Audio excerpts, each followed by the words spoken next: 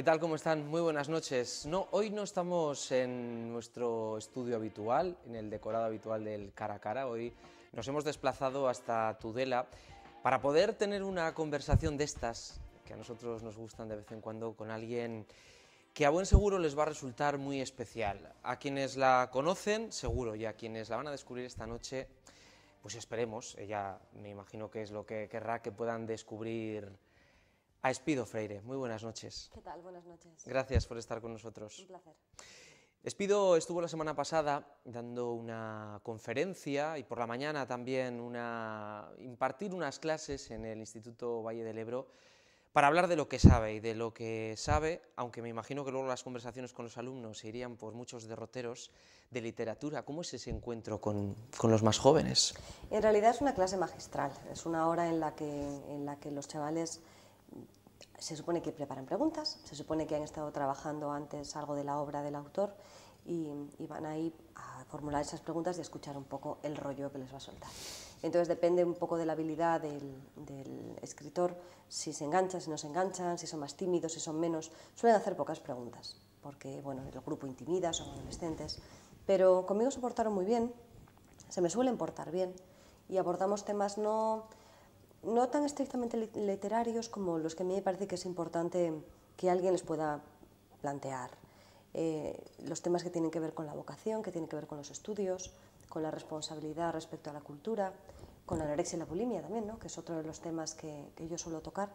Y muy tangencialmente les hablaba de lo que para mí ha significado la literatura y de qué manera me permitió cambiar o enfocar mi vida. ¿Y cómo percibes a las nuevas generaciones cuando en este tú a tú descubres en ellos pues que quizás hay quien no sabe todavía por dónde enfocar su vida, su futuro, claro, pero se juega mucho con las ilusiones?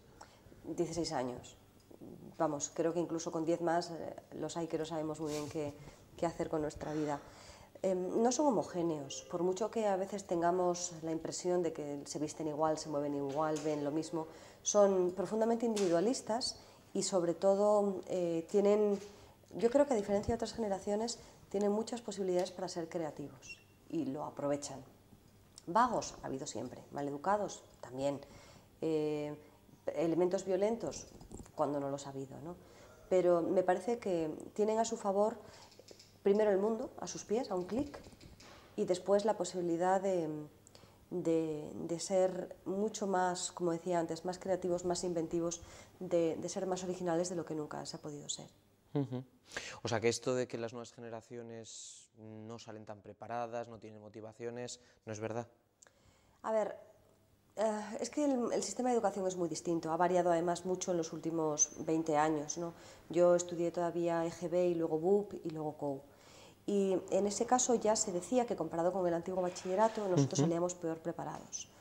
Es cierto que hemos perdido mucho terreno en las humanidades, que también estamos en una educación mucho más relacional, que tiene más que ver con cómo conseguir los datos que memorizarlos. Tiene sus ventajas y sus inconvenientes. Es verdad también que los chavales adquieren mucha más información a través de medios audiovisuales o por su cuenta que en ocasiones en los libros, y eso a los escritores no les suele gustar, ¿no? Preferiríamos quizás que tuvieran una educación más convencional. Y es cierto que suelen estar más seguros de sí mismos, porque también ha sido una labor de los padres y de los profesores, y que eso en ocasiones pues se refleja en actitudes contestatarias o incluso a veces en faltas de respeto, pero son una minoría. Yo tengo bastante, bueno, aparte de que me gusta mucho, es una franja de edad que me encanta, me parece que tienen todo a su favor y una limpieza de mirada todavía enorme. Sí que tengo bastante fe en que no van... Los mayores siempre hemos criticado a los más jóvenes y cuando éramos más jóvenes nos tocaba ser criticados. ¿Y los padres de los jóvenes de hoy han cambiado también con respecto a los nuestros? Bueno, algunos son de mi edad, lo cual me parece atroz. Hay de todo, ¿no? Hay de todo. Son 16 años ellos, pero los padres Claro, hay quien muchas se casó, diferencias. yo tengo ahora 36, quien tuvo niños con 20 o 20 y pocos años, tienen chavales ya en esta edad. Hombre, pues es gente joven. Algunos de ellos han crecido, ya los padres, ¿no?, con la idea de que era posible el divorcio, que era posible rehacer una familia. Son familias pues muy distintas quizás a aquellas con las que yo y mis amigas nos criamos. Yo creo que les tratan de todos los padres, ¿no? Tratan de protegerles de unos peligros que son muchos y muy variados y a veces no les hacen un favor sobreprotegiéndoles de esa manera. Estamos tendiendo a infantilizar a los chavales y por lo tanto tenemos unas adolescencias larguísimas, ¿no? Si eso se le une los estudios y se le une el que tarden tanto en irse de casa, nos encontramos con una sociedad que con 30 años sigue siendo poco más que adolescente. Estamos descubriendo esta noche a una Espido Freire. Freire, bueno, pues... Afónica.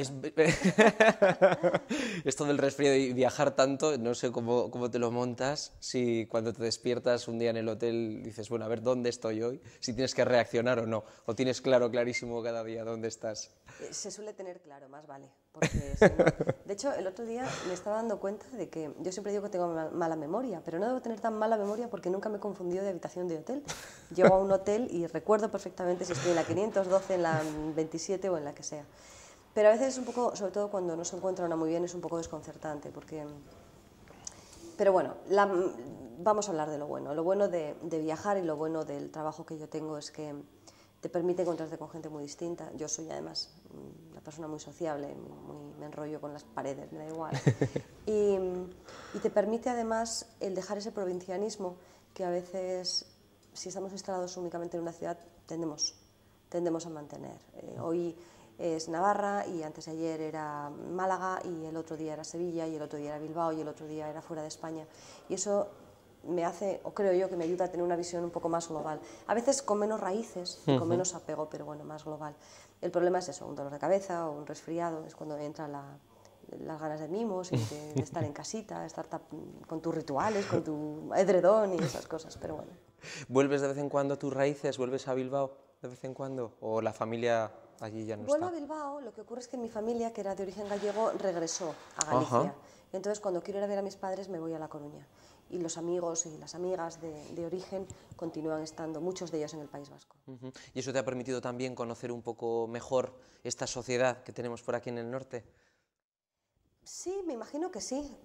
Lo que está muy claro es que somos muy distintos a quienes están en la meseta y a quienes están en el sur, ¿no?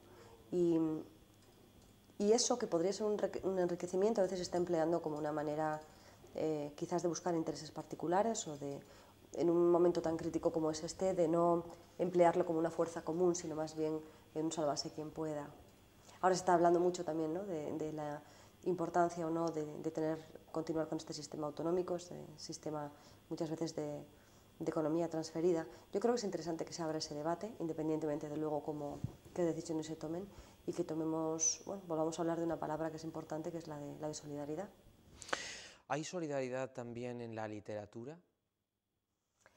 Hombre, hay amigos Sí. y hay gente que es menos amiga, ¿no? Los poetas suelen ser más radicales, suelen tener fobias y filias, y aún así me sorprendió mucho estos pasados días encontrar en las páginas del Mundo una discusión entre Arcadia Espada y Javier Cercas. Yo no sabía que tuvieran problemas y los han dirimido en público, pero suelen ser las excepciones. Yo, como digo, puedes sentir mayor o menor simpatía por alguien, tengo amigos estrechos dentro del mundo literario, pero vamos, creo que no tengo problemas así abiertos con nadie. ¿Enriquece toda esa variedad de la que hablabas, del norte, del sur, de conocer, de recorrer este país tan pintoresco en el que vivimos, a la hora luego de sentarte a escribir? Sobre todo artículos, porque la novela, al menos en mi caso, tiene mucho de reflexión personal y tiene mucho de paranoias y de mundo propio, de mundo privado, que por supuesto que también se va moldeando con viajes, experiencias y conocimiento. Pero a la hora de escribir un ensayo o de escribir artículos sí que es muy importante el no perder ese contacto con la realidad. Y sobre todo no perder el hábito de cuestionarse cosas, de analizarlo, de replantearse qué es lo que está pasando y cómo nos lo cuentan. Espido Freire, bueno, antes de cumplir los 30 ya tenía publicados 11 libros. Sí, puede ser, sí. Más o menos. Yo creo que por ahí. Sí, pudo ser. Con 25 había publicado 3. Y bueno, y con 25 llegó también tu momento, por lo menos, de saltar a la fama, ¿no?, con el Premio Planeta. Sí, Pero fue pronto, sí. con esa trayectoria, bueno, de hecho, creo que fuiste la primera Sí. tan joven en recibir ese premio. ¿Cómo uno asume esa responsabilidad? ¿Cómo asume el que de repente esté en los focos de todos los medios de comunicación, de los compañeros, de los solidarios o no dentro del sector, ¿cómo lo asume? ¿Quién te aconseja? ¿A quién escuchas? Depende del carácter. Si alguien está medianamente equilibrado, no pasa nada. Es decir, es complicado, ¿eh? Bueno, yo no lo percibí como tal, ¿eh? Lo digo, además lo digo con absoluta humildad porque no fue tampoco un mérito mío, no es que yo cada noche hiciera ejercicios espirituales para la serenidad, ni... yo tenía muy claro que podía tanto ganar como perder, y además que el premio era una novela, no era que yo hubiera hecho algo extraordinario, sino que un libro había obtenido ese premio. Tenía muy claro que había una fecha de caducidad, que era después de las ferias del libro de Madrid, y luego ya se empezaba a preparar el siguiente premio, es decir, había más o menos pues 9 meses de recorrido de esa novela, y que lo importante era que era un muy buen pistoletazo de salida y había que aprovechar tanto la promoción, como por supuesto el dinero, como la independencia, como lo que me iba a permitir eso. Entonces, me lo tomé así. Hombre, me hizo mucha ilusión, como no, ¿no? Pero sobre todo lo vi como una oportunidad que había que aprovechar. Intenté ser muy responsable, intenté ganar mucho terreno, que se pudiera... Había en aquel momento además muchos escritores un poquito mayores que yo, pero jóvenes, que estaban optando por otras estéticas, incluso por otras actitudes vitales, mucho más rebeldes, ¿no? Y yo es que no era así, no, ni nunca he sido así. Entonces tampoco, sencillamente me limité a trabajar más porque había más oferta de trabajo. Que hay que aprovechar, desde luego. Sí, no era... Me refiero a que no me sentí deslumbrada, ni sentí que el mundo se abría a mis pies, ni la responsabilidad por la que muchas veces me han preguntado, ¿no? Y el siguiente libro, pues el siguiente libro estaba ya más o menos escrito. Decidirme fuera una temporada, porque me parecía que tenía que optar por hacer cosas nuevas, planes B. Este es un oficio que siempre es en cierta medida inseguro, y lo que yo no podía pretender era que mi siguiente novela tuviera ni el éxito, ni la repercusión, ni las ganancias que El Planeta. Eso pasa con ese premio, ¿no? Y no me aconsejó tampoco nadie. Tenía una agente entonces que era muy buena, y tenía, bueno, a mis padres de mi parte, pero no se metieron porque era un terreno totalmente ajeno para ellos, ¿no? Y los amigos, pues casi todos se alegraron mucho, y hubo un puñado de ellos pues que no eran muy amigos y que no... Perdí el contacto con ellos a partir de ese momento. Espido Freire es el 6º premio Planeta que visita este programa, porque por aquí han pasado Soledad Puertolas, que estuvo hace poco antes de que tomara posesión en la Real Academia, sí, Antonio Gala, Carmen Posadas, Fernando Sabater, Ángeles Caso y Espido Freire. Una lista de magníficos. No está mal, no está mal. De eso hay también una responsabilidad, ¿no? Yo creo que cuando uno se mete por la noche a dormir, bueno, es la satisfacción de hacer bien las cosas, ¿no? Del buen trabajo y de lo que queda por delante, porque no solamente te has quedado en la literatura, no. Eres contertulia en programas de radio, en Onda Cero, escribes artículos, das conferencias, clases magistrales, tienes una empresa en la que llevas o intentas llevar la cultura también a otros campos como el de la economía, ahora tan azotada. Una visión un poco global, ¿no? Quizás este último punto, el de la empresa, sea el que más me distinga de otros escritores, porque tanto en tertulias, medios de comunicación, artículos o conferencias, es raro el escritor que no se dedique a ello también, ¿no? Sí. Bueno, tal y como está montado el tema de los derechos de autor y el número de lectores que hay en España, es complicado que un autor pueda vivir únicamente de derechos, sobre todo cuando es joven, cuando no tiene una obra o grandes éxitos o muchas traducciones. En mi caso fue además una elección. A mí me interesaba apartarme del cliché de la escritora encerrada en su torre de marfil y alejada del mundo. Pero bueno, eso no se distingue demasiado de lo que han hecho otros. En mi caso, las diferencias fueron que puse mucha energía en intentar desarrollar métodos de pedagogía, tanto para la enseñanza de la literatura como para la enseñanza de la escritura, de aprender a escribir. Y bueno, estoy muy orgullosa de tener un método propio y de haber trabajado mucho, tanto en España como fuera de España, en ese terreno. Luego, además, eso lo he llevado al mundo de la empresa, porque la capacidad para transmitir ideas, para convencer y de oratoria es muy esencial tanto para dirigentes normales y corrientes como para líderes que tienen que dar una respuesta o incluso para gabinetes de prensa. Entonces eso me fue demostrando cada vez más, y esa además fue una experiencia que tuve en Hong Kong. A mí me llamaron de Hong Kong University, que es una de las 30 mejores universidades del mundo, para que diera clase a alumnos que no eran de letras, pero que necesitaban un empuje creativo. Y de pronto se me encendió la lucecita, dije, claro, es que es lógico. es que la mayor parte de los abogados o de los maestros saben hablar bien. Quienes no se han dedicado a esto son los que hay que enseñarles. Y luego, entre una cosa y otra, de ahí surgió la empresa para poder cubrir campos muy distintos. Yo soy una persona dispersa, me cuesta mucho centrarme únicamente en una cosa, entonces decidí que iba a convertir eso en una ventaja, en lugar de estarme quejando de ser una inconstante. Y ahí ando, estoy haciendo proyectos muy curiosos, algunos tienen más éxito que otros, algunos se apuesta mucho por ellos y luego ves, pues como cualquier empresa pequeña, ¿no? Que te estás equivocando de línea. Tenemos uno ahora aquí con una empresa navarra, con Kukusumushu. Vamos a hacer un proyecto muy interesante de microcuentos en camisetas. Si es que no paras. Va, pero es que, para empezar, mientras se tiene energía es lo que hay que hacer. Y por otro lado, yo creo que el audiovisual, el cine y los videojuegos han hecho muy bien saltando a otro tipo de formatos y convirtiéndose en algo esencial, tanto en frases citadas como en referencias, como en parodias. Es decir, están mucho más vivas de lo que está ahora la literatura. Y a mí eso me duele porque mi mundo es la literatura y mi pasión lo es. Entonces, vamos a intentar hacer cosas distintas, ¿no? Acabas de hablar de los derechos, que un escritor joven no puede llegar a vivir de los derechos. Ahora tenemos abierto todavía el melón de la ley Sinde, de la polémica que seguimos viendo y que esto continuará porque no se ha cerrado. ¿Hasta qué punto se debe legislar como se está legislando? Porque yo creo que ni el propio usuario tiene claro dónde puede y dónde no puede entrar. Pues es muy sencillo, no está penado el intercambio de archivos entre iguales y no está penado la descarga de webs legales. Lo que sí que está penado es para las webs, no para el usuario, las que ponen de manera ilegal material que está protegido por derechos de autor. Punto. Es así de sencillo.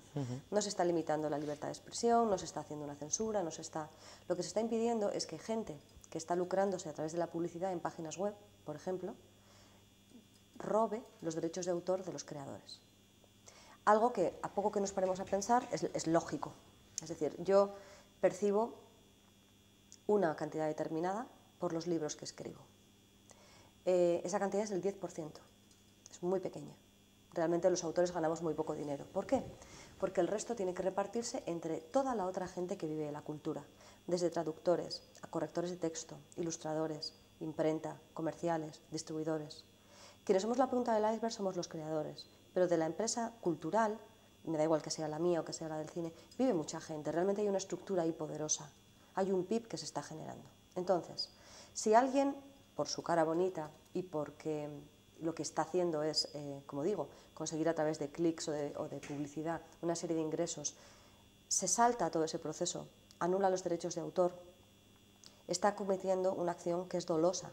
Está cometiendo una acción que es punible porque me está arrebatando a mí algo a lo que tengo derecho y está impidiendo que el resto de la gente cobre también por su trabajo. Entonces, que esto es el inicio y que tiene que haber una cantidad de diálogo inmensa, de acercar posturas y de explicar mejor en qué consisten los derechos de autor, sin ninguna duda. Pero es el inicio. Por algo hay que empezar. Y por lo mínimo que hay que empezar es porque algo que es delito se deje de hacer. La sensación que yo tengo de todas maneras es que cualquier persona sensata, y yo vivo en Internet, y tengo Facebook y tengo 2 páginas web y soy una internauta tan interesada como cualquier otra, ¿no? La sensación que yo tengo es que la mayor parte de la gente tampoco está pidiendo que todo se haga gratis en todo momento, sino que los precios sean accesibles, sean razonables, y sobre todo hay un debate que creo que es el interesante, que es que mucha gente estará dispuesta a pagar por una calidad mayor y a pagar una cuestión razonable. Y yo también lo veo razonable. No es lo mismo descargarse un libro, para lo cual no hay que tener, por ejemplo, distribución, librero ni red, que conseguir el libro en persona. Ir a tu librería, pasar un rato con el librero y hacerlo. Y yo creo que ahí estará la diferencia. La diferencia va a ser de formato, va a ser de calidad y va a ser también de fetichismo. ¿Y los blogs qué van a ser en el futuro? Porque ahora cualquiera escribe un blog y hay blogs que son ya auténticos libros en la red. Pues es imposible preverlo. Estamos en un momento tan absolutamente dinámico y de un cambio tan grande. De todas maneras, es cierto que es muy accesible, que es un modo casi de publicación online, pero la mayor parte de los blogueros quieren publicar. Sigue habiendo una cierta autenticidad en el tema de publicar un libro, de que te paguen por eso, de que te reconozcan, de ser leído. Y por otro lado, tampoco hay tantísimos de una calidad literaria excepcional. Hay blogs muy interesantes. Yo consulto blogs pues fíjate, desde galletas de formas, porque me viene muy bien para la empresa, muchas veces para hacer mis montajes, a estilismos, a temas de animales, especialmente bueno, pues de gatos, que es lo que yo tengo. Y esos son blogs muy interesantes, muy prácticos, algunos muy divertidos, pero no son blogs literarios, son casi como manuales. Y en el caso del blog literario hay cosas muy regulares, hay cosas muy interesantes. Antón Castro, por ejemplo, que es un escritor de Aragón, tiene un blog fantástico, pero no suele ser lo habitual. ¿Qué tal en la radio?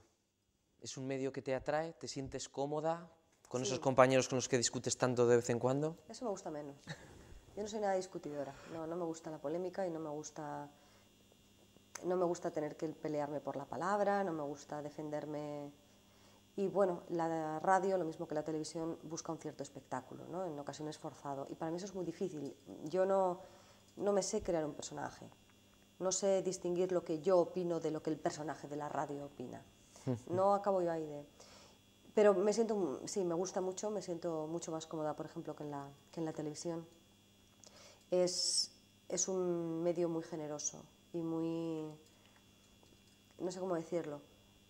Sigue teniendo un halo romanticismo. ¿Y uno puede decir todo lo que quiera? ¿En la radio? ¿Realmente dices lo que piensas de todo o piensas muchas veces en que pueda tener una repercusión y en este jardín no me voy a meter? No, nunca he tenido... Para empezar, nunca he tenido una censura, nunca ha habido alguien que me dijera este tema no se toca o este otro tampoco. Pero repito, es que yo no soy una persona especialmente discutidora. Nunca me he mordido la lengua, digo lo que me parece y lo digo a través de muchos medios, pero no busco la polémica por la polémica. No me gusta insultar a nadie y me parece que mi visión es tan parcial y puede estar tan equivocada como la de la persona que tengo enfrente. Y por lo tanto siempre hay una cierta disposición de diálogo. Bueno, hay cosas que son intolerables, ¿no? Cuando he hablado de las páginas web por anorexia, por ejemplo, o en algunos temas respecto a terrorismo. Ahora, como se estaba gestionando parte de la actualidad económica y demás, ahí obviamente no hay medias tintas. Pero no encuentro ningún placer, ni entiendo tampoco que alguien se meta a un blog para insultar o para despotricar o para... Me parece que en ese sentido pues tengo suerte porque me meto en menos berenjenales que otros. Sí que te has mojado en muchas ocasiones hablando del terrorismo, hablando de ETA. Ahora estamos en un momento en el que no se sabe muy bien qué es lo que va a ocurrir antes de las elecciones, estamos en mitad de una tregua que gran parte de la sociedad a día de hoy no termina de creerse, pero algo hay, algo ha cambiado. ETA como la ETA que conocemos, ¿crees que está dispuesta a dejarse llevar por este momento, por el impulso que políticamente y socialmente parece que se le está dando con tal de que esto se termine? Pues mira, ¿O es una empresa que busca otro tipo de beneficios? Sería frívolo por mi parte analizarlo con demasiado detalle, porque estoy desde hace prácticamente 2 meses con el tema de la promoción menos conectada con este tema de lo que quisiera. Aparte de que no es lo mismo verlo desde el País Vasco que verlo desde fuera. Y yo hace bastante tiempo que estoy fuera. Entonces muchas veces pierdes ese tipo de matiz, o sea, cómo lo ve la sociedad que tiene allí, cómo lo ve una persona que sea de Arratia o que esté viviendo en Mondragón o que esté en... ¿qué está pasando ahí? ¿No? Yo tengo la sensación de un hartazgo enorme, en general, de una pérdida además de fe en los valores que se defienden. La gente está harta de violencia, está harta de miedo y está harta de todo ese entorno, ¿no? Yo creo que hubo un cambio radical desde el 11S y desde el 11M, que ha sido imparable, más lento quizás lo que hubiéramos deseado, pero absolutamente imparable. Tengo mucha curiosidad por ver qué va a ocurrir, porque siempre sueltan una de estas antes de las municipales, ¿no? Cuando hay elecciones siempre hay una maniobra determinada. Vamos a verlo. A mí hace algún tiempo me decían que en mi plazo de vida vería el final de ETA. No me lo creía, pero desde hace 4 o 5 años empiezo a creérmelo. Y apuesto por ello. Ojalá. Ojalá lo veamos. No, pero tiene que más ser así, pronto es que tarde. no tiene más sentido. Ningún tipo de reclamación puede mantenerse ahora de la forma en la que lo están haciendo. O mucho cambia la cosa y de pronto ahora con el tema islamista vuelve a haber un auge de un terrorismo muy determinado y muy justificado, pero los métodos que emplean son, aparte de brutales, son totalmente obsoletos. Espido, ¿con qué estás ahora? ¿Con qué nos vas a sorprender? Pues estoy en plena promoción de mi última novela, de La Flor del Norte, y no tengo tiempo para nada más. Aparte de alguna cosa que tengo pendiente con la empresa, que son proyectos más puntuales, que van desde la organización de un evento a diseñar imágenes corporativas para una empresa o lo que sea. Ya veré, tengo que empezar ensayo, porque ahora mismo no tengo ensayo en proyecto y debería ir pensando en alguna novela nueva, pero estoy en dique seco. Sí, ¿no llega la inspiración en un momento en el que...? No, la inspiración tiene que ver con que trabajes más o menos. Lo que pasa es que ahora estoy escribiendo muchos cuentos y estoy acabando alguna obrita juvenil que tenía por ahí por medio. Entonces la novela te exige mucha más atención y ya veremos. Siempre tengo alguna idea por ahí en el cajón, pero bueno, no me he puesto a trabajar en nada todavía. En La Flor del Norte, ¿qué nos va a enganchar? Uy, pues no lo sé. Yo creo que es una personalidad. Hablo de una mujer, de una princesa nórdica, que vino desde Oslo hasta Valladolid y luego murió en Sevilla para casarse con un hermano de Alfonso X el Sabio. La historia ya sí tiene lo suyo, ¿no? Bueno, en esa no he puesto yo nada. Es una novela histórica. Pero la voz de ella yo creo que puede resultar interesante. Que es así que sobra a mí. Y a la mujer, ¿qué le queda todavía por hacer para que dejemos de hablar de la mujer como esa parte de la sociedad que tiene que dar ese paso para que la igualdad deje de ser noticia? Ay, pues yo creo que ese sí que es un punto que no se va a arreglar. No. No se va a arreglar tan rápidamente hasta que no se haga un debate serio acerca de qué pasa con el tema de la fecundidad femenina. Con el tema de que los años en los que tenemos niños son los años en los que coinciden con una carrera laboral y en los que coinciden con que hay vida más allá del bebé, es decir, hay una casa que necesita unos cuidados, hay unas relaciones afectivas que necesitan unos cuidados, y las mujeres han sido las principales cuidadoras también. Entonces, el gran problema de todo esto tiene mucho que ver con cuáles son las ideas prefijadas sobre la maternidad. Las mujeres que están solteras o que no tienen hijos o que incluso a las que se les han independizado los hijos ven reducidas drásticamente la mayor parte de los problemas. ¿Por qué? Pues porque en el momento en el que hablamos de la maternidad, la paternidad también, pero mucho menos, estamos hablando de todo un rol y de todo un rol que tiene muchísimos hilos. E inmediatamente encajamos en ese molde. Empieza la culpa, empieza la sensación de ser mala trabajadora, mala esposa, mala madre o hacer algo mal, ¿no? Y el gran problema de la mujer hoy por hoy tiene que ver con la culpa. Tiene que ver con que puede tener reconocidos sus derechos, el voto, incluso la independencia económica, pero no hemos logrado superar ese tipo de roles más antiguos. Obviamente la solución no está en no tener niños. Muchas mujeres los quieren tener, es su fuente de felicidad, y les importa muy poco el resto, ¿no? Su familia, su vida. Pero sí que no se ha producido un diálogo abierto acerca de todo eso. A la sociedad en general les interesa que haya niños, para el famoso tema de las pensiones, el famoso tema del rejuvenecimiento, pero a la hora de la verdad les preocupa muy poco qué problemas concretos provoca eso a una familia, desde la guardería, a la educación, a los seguros, a un montón de cosas más. Entonces el problema se centra en la mujer, pero el problema es realmente del concepto de familia. Ahí tenemos todos que trabajar, eso desde luego. Espido Freire, muchísimas gracias por esta charla, por este rato, porque al final ha sido un poco lo que me esperaba, el poder charlar un poco de todo, que hay mucho ahí afuera. Muchas gracias y hasta cuando queráis. Muchas gracias. Gracias también a todos ustedes. Volvemos la semana que viene, les esperamos como siempre en el Cara a Cara. Muy buenas noches.